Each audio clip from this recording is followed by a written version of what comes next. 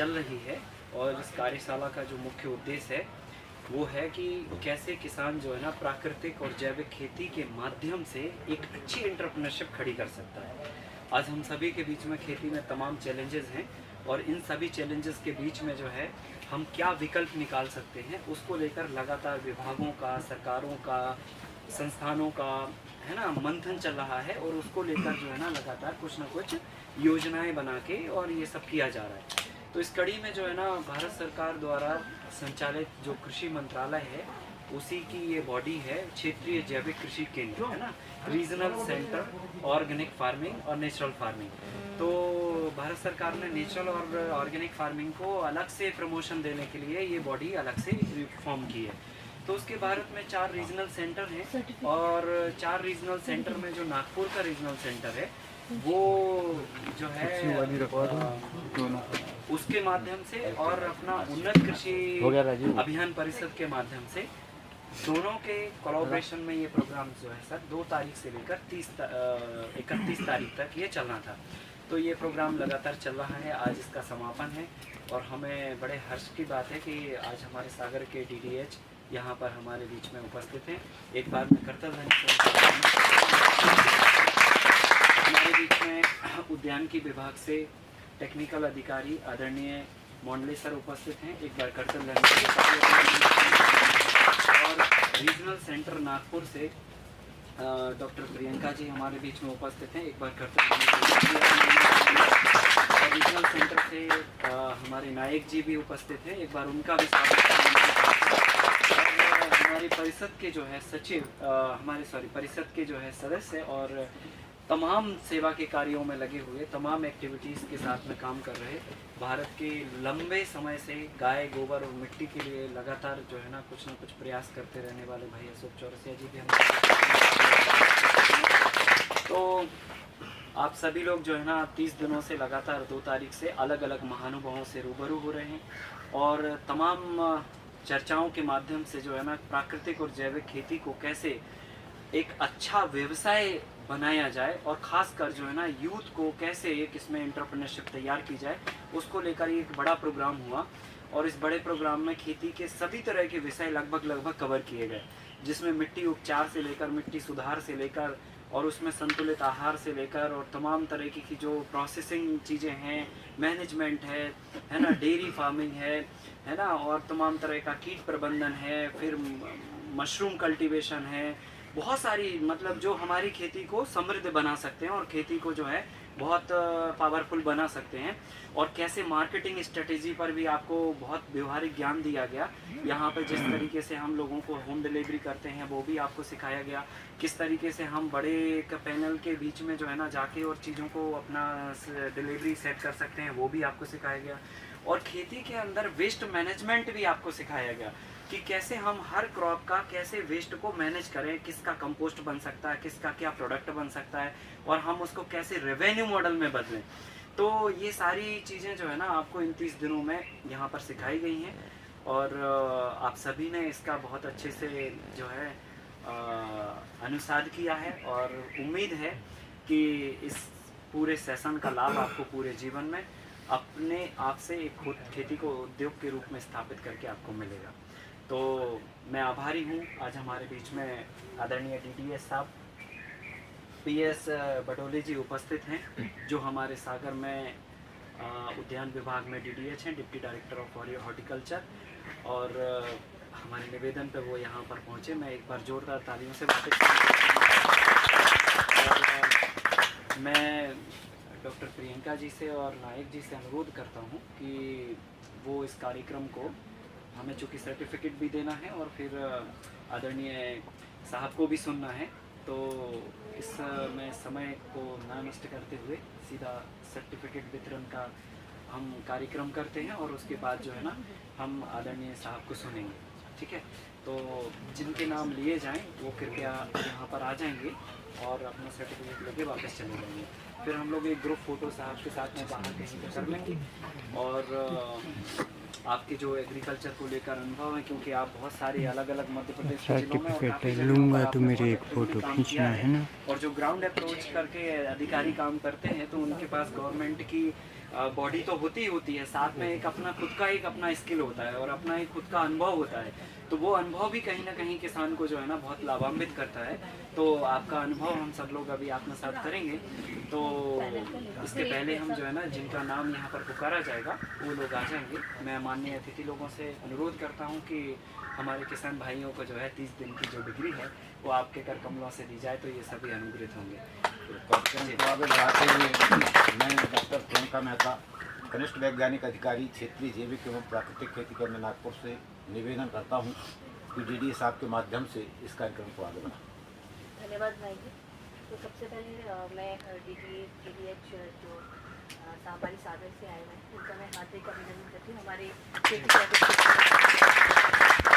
हमारे regional director की तरफ से आपके साथ जो आपके सहभागी टेक्निकल अधिकारी उनका भी मैं स्वागत करती हूँ और आभार व्यक्त करती हूँ कि आपने अपना समय निकाला और हमारे जो 30 दिवसीय का जो कार्यक्रम था आज वो समापन की तरफ बढ़ा है। तो आप हम चाह रहे थे कि सर्टिफिकेट इनको वितरण भी कर दें। तो सर मैं आपसे रिक्वेस्ट करेंगे हम इसको शुरुआत करते हैं। हाँ, तो सर्वप्रथम नंबर 1 विष्णुकांत शर्मा।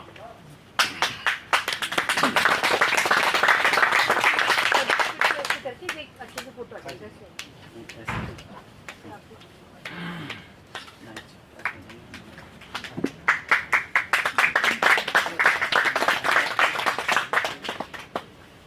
विशाल यादव जी।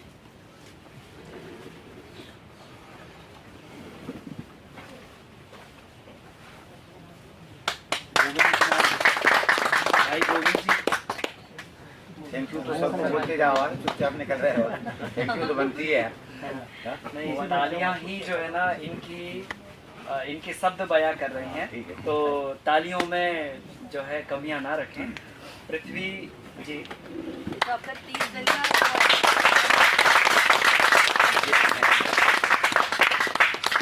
गुमान सिंह जी। बहुत बधाई आपको।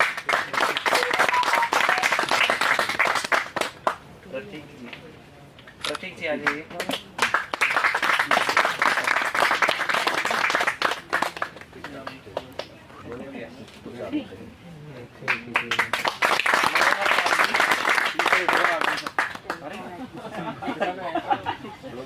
बहुत मेहनत कर ली है।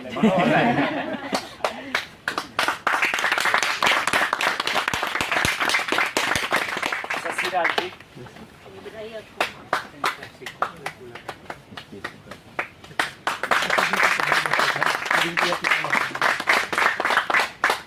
लोवेश सोनी जी।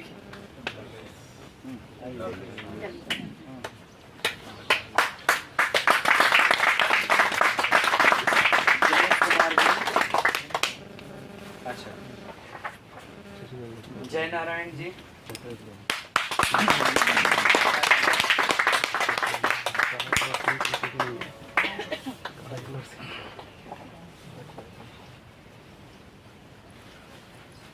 नारायण लाल जी।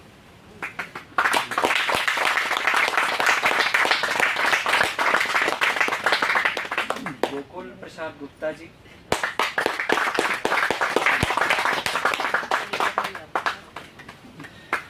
विनय कुमार लोधी जी।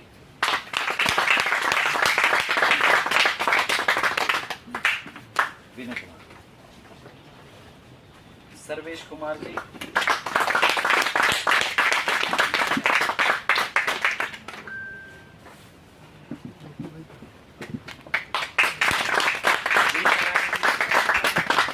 नारायण। यहाँ से यस तो बोलिए था।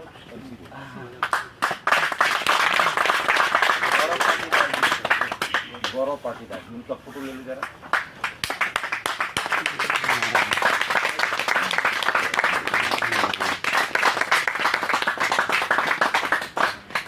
भाई जयमिन जी।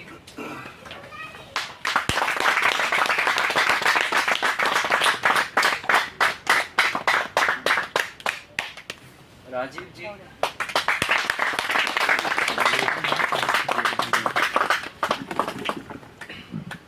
लोकेश जी।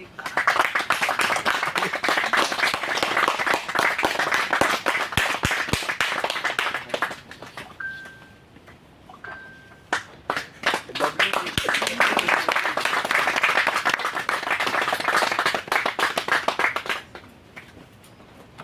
श्याम यादव जी।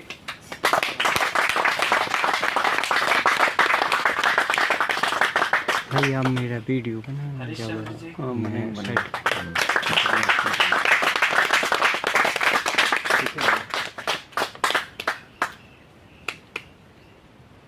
कमलेश जी।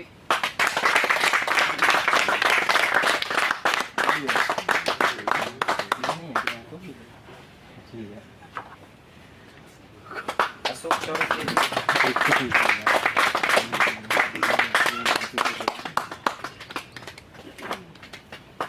गजराज सिंह जी।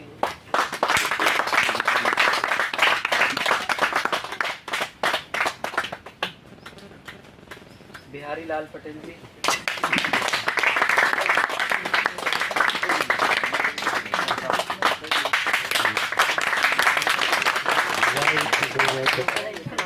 थोड़ी ज़्यादा ताली बजाई क्या बात है? केश कुमार एक अच्छा बॉन्डिंग भी हो जाता है ना।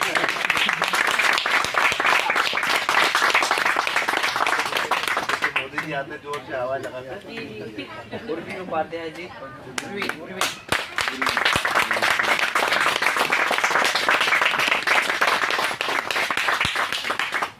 राजन गोयल जी।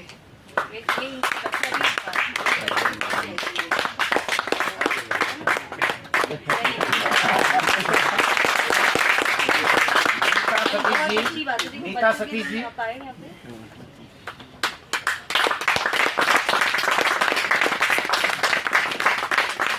कीर्ति वर्मा।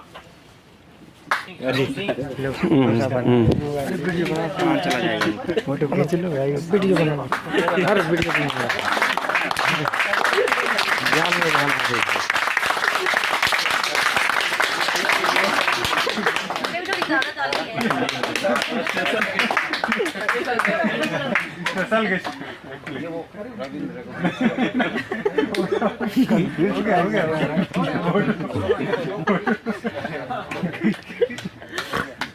चलिए अभी आप लोग सभी लोग आ जाइए, एक फोटोग्राफ ग्रुप फोटो ले लेते हैं।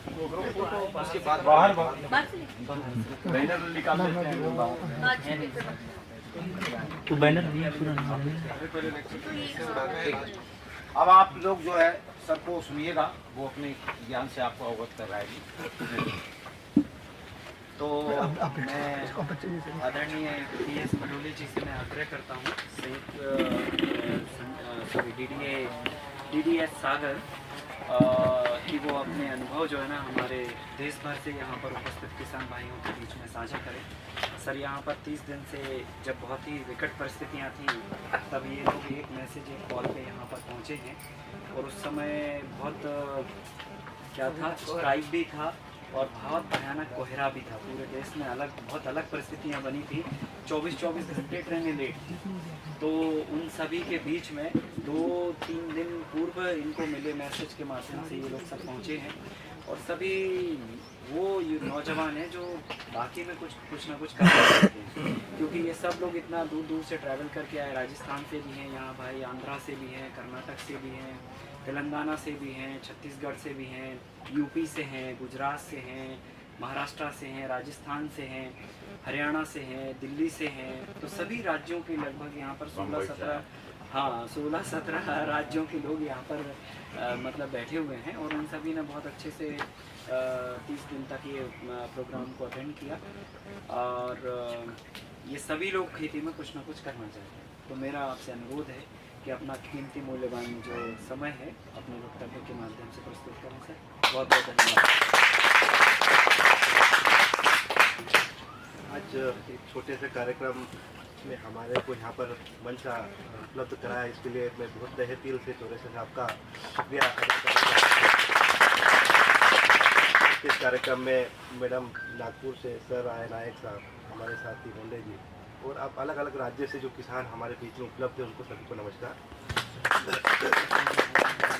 हम देखें सन 2020-21 में 22 तक कोरोना काल चला था। कोरोना काल में ये कहा गया था कि रेजिस्टेंट पावर बहुत अच्छा है, वो जीवित रहेगा, जिसका रेजिस्टेंट पावर डेवलप डाउन है वो इसमें सर्वाइवल नहीं कर पाएगा। ये बात थी। पूरे देश में हाहाकार मचा, पूरा विश्व में हाहाकार मचा था। सभी भग भग के कहाँ आ रहे थे, अपने अपने गांव में आ रहे थे, अपने अपने क्षेत्र में आ रहे थे और वहाँ जाके अपना जीवन यापन करना प्रारंभ किया। कारण क्या था कि जिनकी रेजिस्टेंस पावर अच्छी थी वो बच गए, जिसकी रेजिस्टेंस पावर डाउन थी वो स्वर्ग सिधार गए। इसी प्रकार ये मिट्टी जो है, ये मिट्टी का भी ऐसा कैसा है, यदि उसकी रेजिस्टेंस पावर अच्छी होगी तो प्रोडक्शन वो जीवन भर, हमारा जो जीवन आने वाली पीढ़ियाँ हैं तब तक देगी। इसका रेजिस्टेंस पावर यदि डाउन हो गया तो हमारे को उत्पादन देना बंद कर देगी। हम देखें रेगिस्तान एरिया है या फिर हम पंजाब की बात करें, वहाँ पर कहीं ज़मीनें जो है वो बंजर हो चुकी है। बंजर होने का कारण क्या था कि उसमें अंधाधुंध रूप से केमिकल का उपयोग किया है। वहाँ पर बोर्ड लगा दिया कि ये ज़मीन बिकाऊ है या बेचना चाहते पर उसको खरीदने वाला कोई तैयार नहीं। कारण क्या है कि उसमें जीव नहीं बचा, उसमें किसी प्रकार का कोई ऑर्गेन नहीं बचा है कि उसको उत्पादन कर सके, इसलिए वो ज़मीनें क्या हो गई, बंजर हो गई। तो एक समय था जहाँ पर हम जैविक उत्पाद करते थे, धीरे धीरे धीरे हमने हमारा विकास किया और धीरे धीरे हमने उस ज़मीन को विनाश भी किया है। पर वापस परिस्थिति ऐसी आई है कि हमने हमारे गोडाउन भर लिए, हमने पूरी जनसंख्या को पालन पोषण, यानी 5 साल हमारे पास उत्पादन नहीं होता तो उसको पालने की कैपेसिटी है। पर क्या किया है, हमने प्रोडक्शन तो करा है पर उसमें जो है बहुत ज़्यादा केमिकल रूप में किया है। हमारे जो प्रोडक्शन किया है उसमें वापस बीमारियों का रूप धारण कर लिया। पंजाब से एक ट्रेन चलती है, उसका नाम रख दिया कैंसर ट्रेन। कहाँ जाती है, बोले गुजरात जाती। क्या कारण रहा, तो बोला अनावश्यक रूप से केमिकल का उपयोग किया, लोगों को एक कैंसर होना चालू हुआ तो कैंसर ट्रेन का नाम रख दिया। निमाड़ से एक बस चलती है, वो भी जाती है, कहाँ जा रही है, तो पारुल अस्पताल का नाम बनाया कि धीरज अस्पताल का नाम गुजरात के नाम से जाना जाता है। मैं निमाड़ का रहने वाला हूँ, बड़वानी जिले का प्रॉपर निवासी मेरा, और खरगोन में पिछले 17 साल से जॉब कर रहा हूँ। तो उस निमाड़ के एरिया की बात करें तो वहाँ से एक बस लोगों ने अपने ट्रस्ट से अपने निःशुल्क कर दी कि भाई जो बीमार व्यक्ति होंगे फ्री में ये करेंगे। ऐसी परिस्थितियाँ हमारे बीच में निर्भर हुई। तो ऐसी परिस्थितियाँ क्यों बनी, क्योंकि हमने अनावश्यक रूप से प्राकृतिक खेती छोड़ के रासायनिक खेती को अपनाया। प्रोडक्शन तो कर लिया पर मानव विनाश के लिए प्रोडक्शन किया।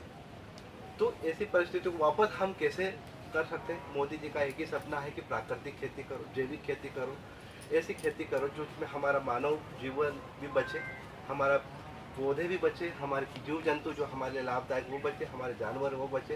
प्रकृति को बचाना है तो हमारे प्राकृतिक खेती के ऊपर ध्यान देना पड़ेगा। अलग अलग संस्थाएं बहुत सारी ये काम कर रही है। काम करने के बाद में एक जैविक बोर्ड भी इसका गठन हुआ है। उस बोर्ड के माध्यम से भी उनको प्रमाणीकरण करके धीरे धीरे हम उसको वापस डेवलपमेंट का काम कर रहे हैं। आप लोगों से एक ही अनुरोध है कि हम यहाँ पिछले 30 दिन तक हमने जो सीखा है उसको सीखने के बाद में हमारे फील्ड पर उसको अपनाना होगा। अपनाने के बाद उसका प्रोडक्शन करना पड़ेगा। प्रोडक्शन करने के बाद जो हमारा जैविक बोर्ड है उसमें पंजीकृत करवा के हमारे प्रोडक्टों को सील टप्पा लगाना पड़ेगा, तब तो हमारी कोई जान पहचान होगी। यदि हमने प्रोडक्शन कर लिया, मार्केट में ले जाओ, कोई पूछने वाला नहीं, क्योंकि तुम्हारे पास प्रमाण पत्र नहीं है। हर देश जो है, हमारे देश से यदि कोई सामग्री खरीदता है उसके मानक निर्धारित है। उस मानक निर्धारित पर हम तब तक खड़े नहीं उतरेंगे तब तक हमारा प्रोडक्ट बाहर एक्सपोर्ट नहीं हो सकता। पूरे देश में सबसे ज़्यादा मिर्ची उत्पादन होती है गुंटूर में। सेकंड लार्जेस्ट मंडी जो है हमारे खरगोन जिले की बेड़िया मंडी है, पर सबसे ज़्यादा एक्सपोर्ट होता है गुंटूर में।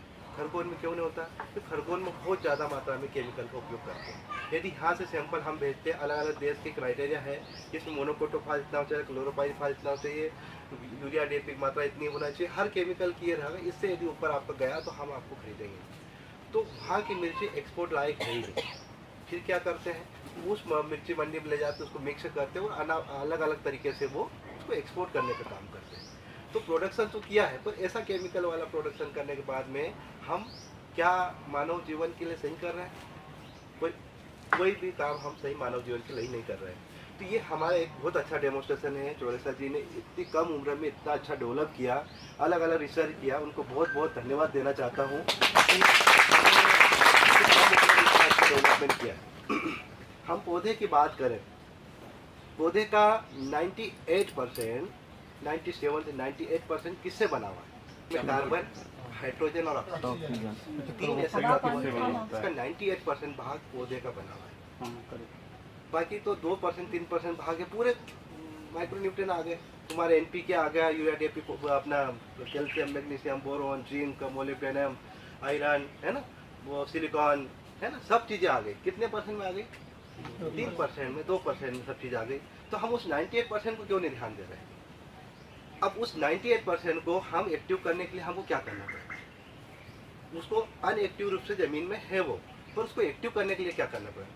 सरकार ने अलग अलग तरीके से हमारे जो कल्चर तैयार करे, उस कल्चर में किसी का नाम पीएसबी दिया, फास्फोरस सोल्युबल बैक्टीरिया, एजोटोबैक्टर दिया, राइजोबियम दिया, अलग अलग प्रकार के बैक्टीरिया दिए जो उसको घुलने का काम करते हैं। राइजोबियम का काम है कि वो नाइट्रोजन 79% जो है हमारा नाइट्रोजन इन्वायरमेंटल में है, उसको कहाँ खींचने का काम करता है? जड़ों में। हम ऐसी फसलें लगाएं ताकि उससे और नाइट्रोजन को कहाँ खींच के कर सके, जमीन में खींच सके, है ना? ऐसी फसल लगाएं जहाँ पर सालों से हमारा यूरिया, डीएपी, पोटाश है, फास्फोरस है, उसको घोलने का काम कौन सा रहता है? PSB, phosphorus soluble bacteria. उसको एक्टिवेट करें, सल्फर को एक्टिवेट करें, सिलिकॉन को एक्टिवेट करें। ऐसे जो बैक्टीरिया है उनको हमें वापस ज़मीन में पालना पड़ेगा, उसको ये करना पड़ेगा। तो हमारा जो खाद का परसेंटेज है, दवाई का परसेंटेज, वो कितना परसेंट घट जाएगा? मतलब नहीं ज़्यादा तो 75% हम उस फसल जो रहेगा हमारा खर्चा रहेगा उसको कम करके 25% में अच्छी फसल ले सकते हैं। क्या बड़े बड़े जंगलों में, बड़े बड़े पहाड़ों में जो अपने सागवान की खेती होती है, बड़े बड़े फल खेती होती है, आम की खेती होती है, या जो फल पुराने समय लगे हुए उसको हम खाद देने गए थे कभी? वो क्या है, आज भी फल दे रहे हैं हम, तो उनको कहाँ से फल वो मिलता है? न्यूट्रिएंट कहाँ से मिलता है? वही उन्हीं पत्तियों से मिलता है, उन्हीं हवा से मिलता है, हाइड्रोजन से मिलता है, ऑक्सीजन से मिलता है, कार्बन से मिलता है। कार्बन कैसा डेवलप होगा? ये पत्तियाँ सड़ेगी, गलेगी, उससे डेवलप होगा, बेचवा उसको खाएगा, उसको खाद के रूप में उपयोग करेगा, उससे उसको उसका उत्पादन मिलेगा। तो हम उसको कभी खाद पानी नहीं देने गए, कहाँ से करके से लिया? पर हमारे किसान भाई बंधु क्या करते हैं कि उसको पूरा जला देते हैं, है ना? उस फसल को उठा के बाहर फेंक देते, फिर जलाएंगे उसको। मतलब खेत में तिनका नहीं होना चाहिए। जमीन माँ का भोजन क्या है? कार्बन, पत्तियाँ, वही है। दूसरा क्या भोजन है? अब जमीन माता को आप इस प्रकार का भोजन दोगे तो वो बिल्कुल अपने को देगी।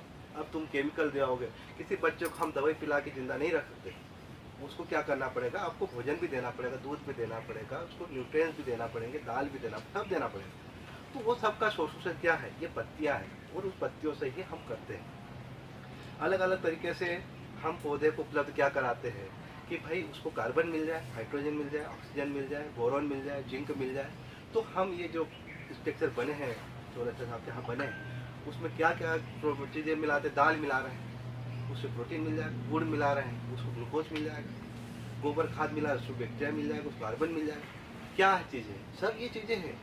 कोई सा ऐसा पत्ता नहीं है जिसमें कोई न्यूट्रिएंट्स की कमी हो, किसी में ज़्यादा मात्रा में होगी, किसी में कम मात्रा में होगी, ठीक है।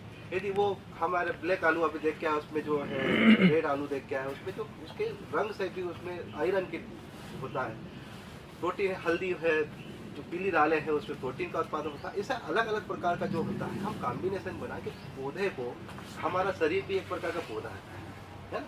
हमें यदि कैल्शियम की कमी होगी तो हमारी हड्डियाँ दर्द होने लगती है, यदि हमारे को आयरन की कमी होगी, खून की कमी होगी तो हमारी जी घबराने लग जाएगी।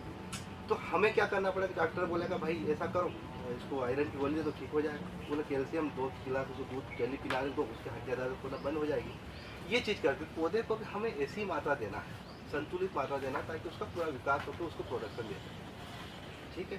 तो ये प्राकृतिक खेती में ये चीज़ों को सबसे पहले ध्यान रखना पड़ेगा कि हमको क्या करना है।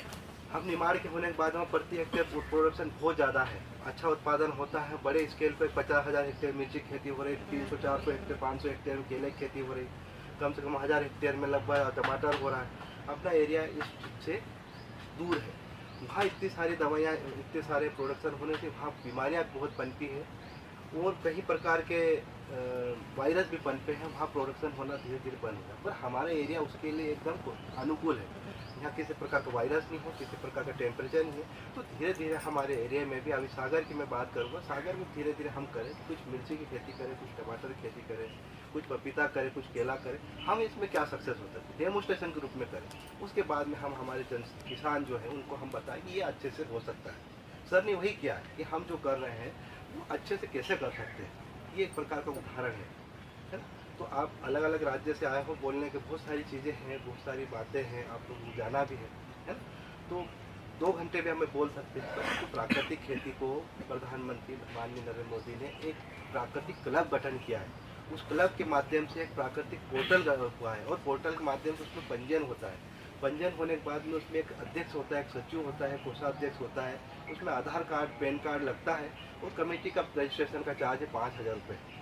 उसका कमेटी बना के उसका रजिस्ट्रेशन करिए तब पूरे देश के पोर्टल पे आपका नाम दिखेगा कि ये एक प्राकृतिक खेती का क्लब है, एक गठन है जिसमें वो प्राकृतिक खेती करवाने का काम करते हैं। उनके पास कौन कौन से प्रोडक्ट है, वो क्या गतिविधि कर रहे हैं, तो शासन ने एक प्रकार का इसको रजिस्टर्ड पोर्टल डेवलप किया है।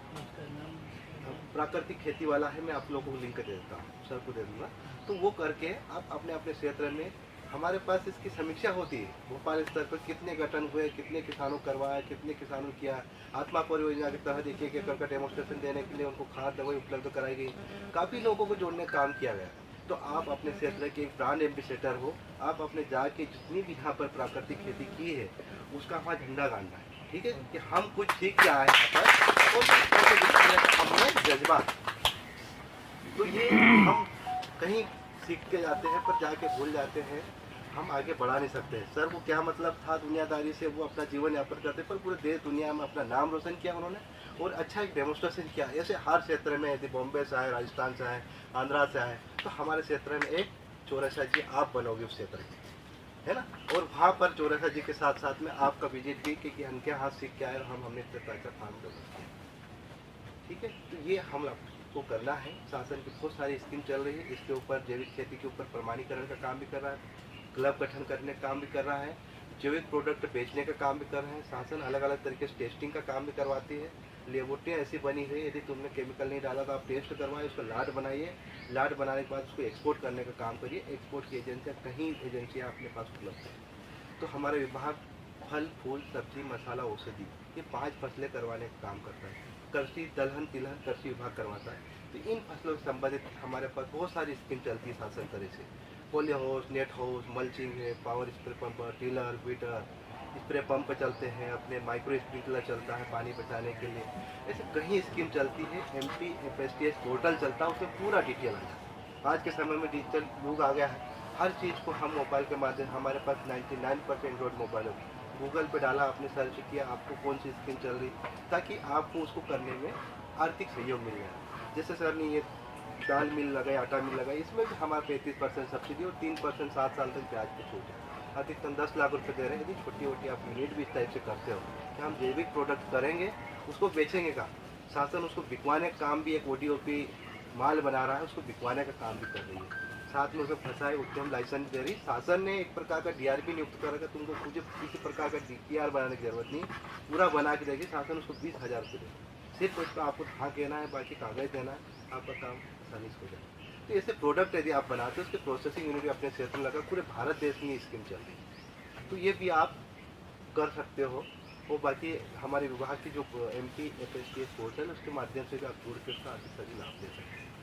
प्राकृतिक खेती पर दिन भर बोल सकते हैं, क्या है ना, इसलिए आप इस चीज़ को जरूर ध्यान रखें। 98% को ध्यान देना है, 3% 2% को नहीं ध्यान देना है, तभी आप प्राकृतिक खेती संभव कर पाओगे। सभी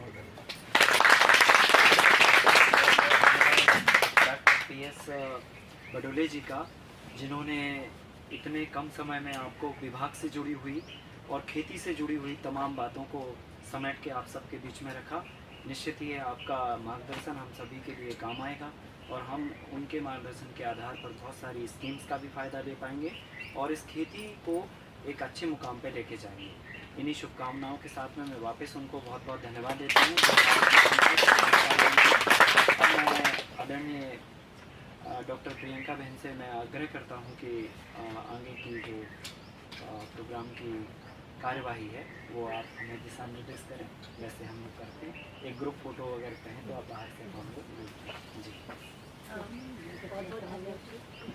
मैं छोटा सा एक संक्षिप्त ही रखूँगी क्योंकि आप, मुझे पता है कि आप लोग आज निकल भी हैं।